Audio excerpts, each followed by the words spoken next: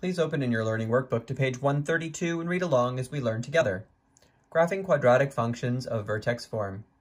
To graph a quadratic function in the vertex form, determine the vertex h, k and put it in an xy table. Then find the other values of x to put in your table by repeatedly adding and subtracting the denominator of a. Plug in each x value to find the corresponding y value.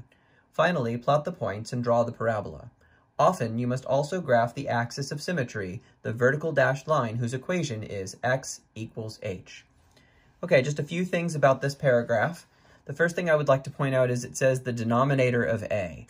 We've got a lot of practice in finding a, and in our previous problem, most of the time a was an integer, like -1 or 999 or 7.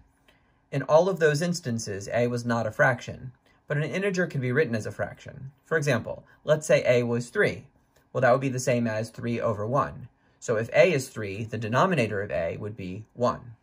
But if a is a fraction, like 1/5, then the denominator is easy to see. 1 over 5, the denominator is 5. The last thing that's worth remarking upon is this equation, x equals h. Remember, one of the first things you will do when you are graphing quadratic functions is to determine the value of h. It'll be a number.